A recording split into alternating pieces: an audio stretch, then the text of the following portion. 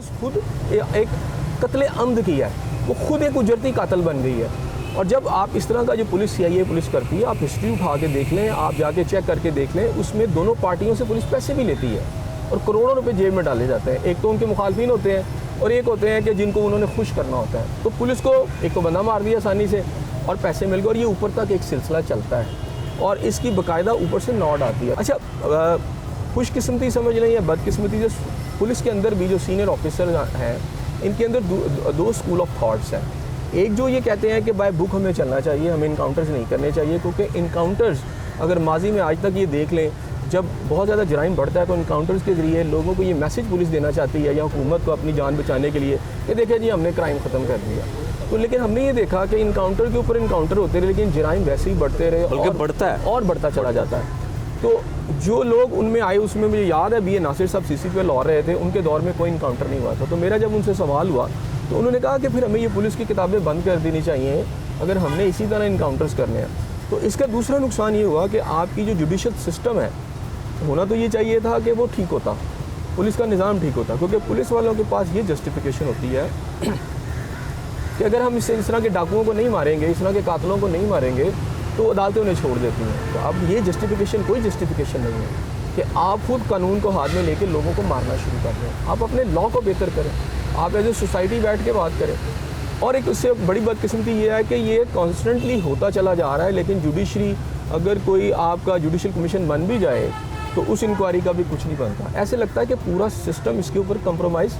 ऐसे सब जो पुलिस इनकाउंटर होते हैं, चाहे मुबैना है, जाली है या असली है, जुडिशल इंक्वायरी तो होती है सबकी, इसकी भी होगी।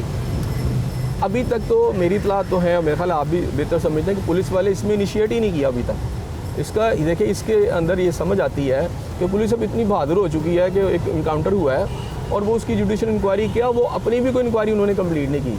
वन साइडेड जो उन्होंने किया है, उनके ऊपर तक की जितनी भी क्लास है सारी उसको सपोर्ट कर रही है।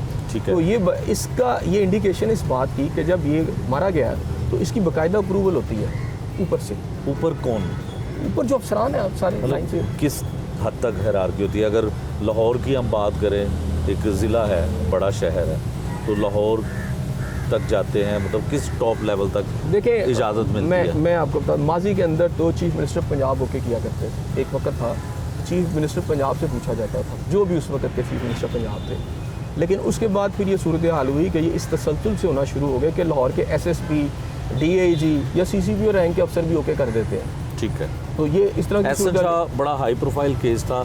अगर जिस ऑडियो का हम जिक्र भी कर रहे हैं कि ऑडियो आई, तो उसका यकीनन उसने जो भी किया उसको सज़ा मिलनी चाहिए थी। उसने जो भी मुखबरी की या जो कुछ भी किया उसको उसकी सज़ा ज़रूर मिलनी चाहिए थी, जो कानून के मुताबिक है। तो आप क्या समझते हैं कि इस ऑडियो के बाद किसने सुना होगा, ये ऑडियो किसने सुनी होगी, इसकी फ्रांसिक हुई, वो अपनी बीवी के साथ बात कर रहा है, उसकी रिकॉर्डिंग कहाँ से आई, मतलब बहुत सारे सवाल आते हैं ना। देखिए, तो क्या ये पुलिस ने अब अपनी जस्टिफिकेशन, अपने उस एक्ट को सपोर्ट करने के लिए जो उन्होंने किया है, ये एक नया सिलसिला, ये पीछे पुलिस है, CI पुलिस खुद कर रही है सब कुछ। ठीक है। और इसका मकसद ये था कि ये साबित करना लोगों के जहनों में, चूँकि प्रेशर बड़ा बिल्डअप हो गया, कि साबित करना कि इन्होंने एक्ट ठीक किया, ये बड़ा हार्डन क्रिमिनल था। मुझे ये बताएं, पहले तो ये साबित करें ना कि ये वॉइस जो है वो सही है भी, वो तो बंदा मर गया। तो अब ये साबित कैसे होगा कि ये आवाज़ उसी की है? बिल्कुल ठीक है। तो ये तो कोई भी आज आपके पास इस तरह के बहुत सारे सॉफ्टवेयर हैं।